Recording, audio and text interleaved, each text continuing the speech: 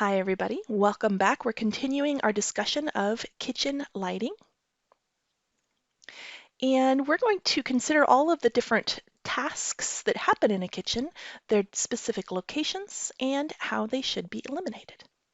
We'll take a look at various activities, including food prep, socializing, and dining. So let's take a look at all the different visual tasks that you might have in a kitchen. Visual tasks means all of the things that you as the user needs to see, right? And so we have them grouped over here in what kinds of things need to be lighted, all right? Countertop tasks, cooktop tasks, cabinet tasks, etc. And they are sorted here in this chart by recommended brightness from high, right, to medium. So let's take a look at the countertop tasks first. These are the food prep tasks, right?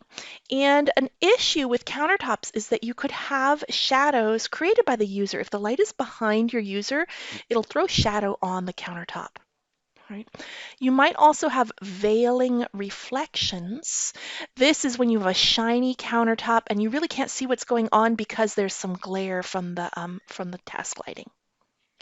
So we recommend diffused lighting, right? Not direct, but diffuse, in order to avoid shadows. And that's typically provided under cabinet, all right, right at the front edge, under that lip of the cabinet.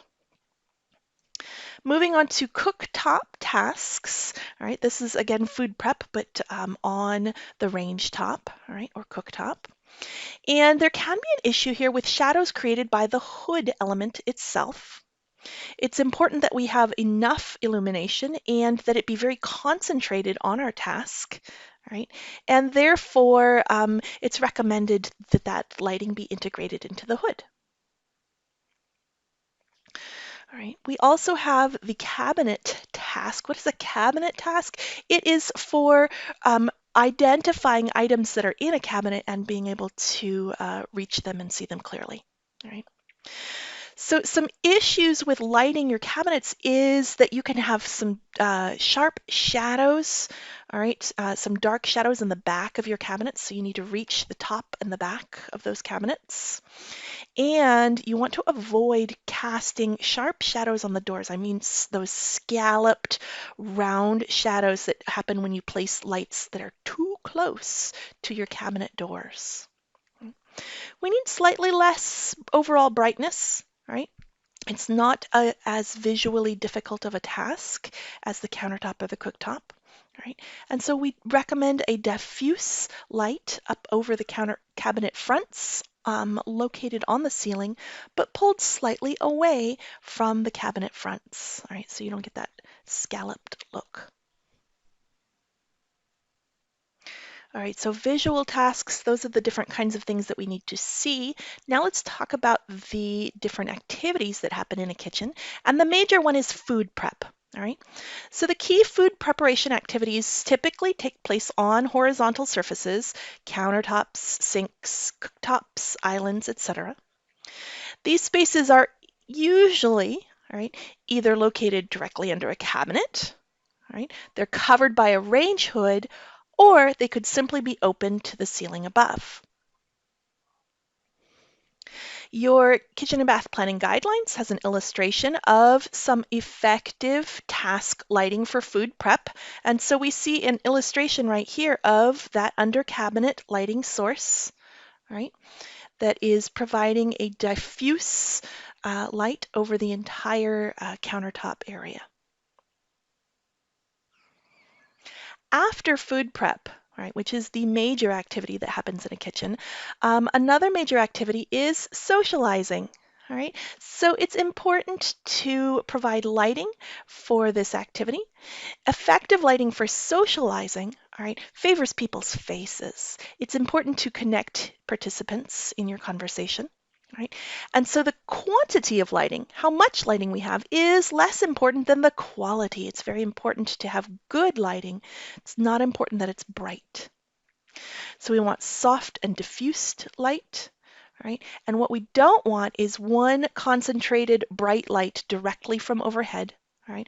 That typically casts some unflattering shadows of noses and chins and distorts people's view of each other.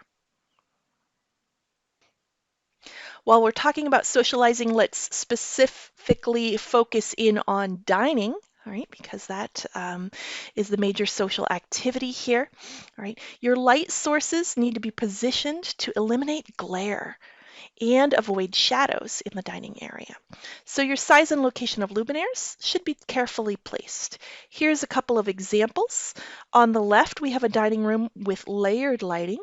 So go ahead and identify the decorative, the task, and the ambient layer of lighting. On the right-hand side, we see an example of a poorly lit dining room. All right, and the caption points out that the fixture is too small for the room and too far away for the table. So it's not really working as ambient or task lighting in this room. All right, so we've looked at the different visual tasks required in a kitchen. We've looked at the different activities that you need to light in a kitchen. Now let's talk about some specific kitchen lighting techniques and tips. And in this section, I'm pulling from an article called Don't/Do This Kitchens. All right, and we've got this great infographic here. And let's take a look at item number 1. On the right-hand side, we've got the things you should do, and on the left-hand side are the things you should not do, or this is the don't side. All right.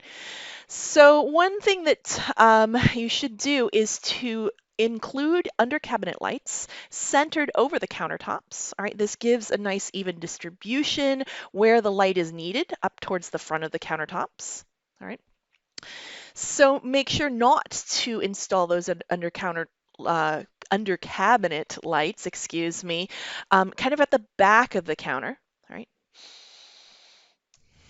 Moving on to number 2, let's talk about recessed downlights over here and over here. You should include some recessed downlights over the countertops. Again, we're trying to light this task area. So make sure to place those downlights near the countertops, and you can actually aim them. You can use the aimable downlights for this. Right. What you don't want to do is pull those can lights too far back. What happens is someone standing in this area is actually going to cast a shadow.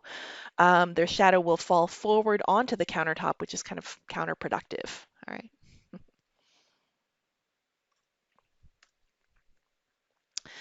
Moving on to number 3, let's talk about pendants. All right, so here's some pendants over an island.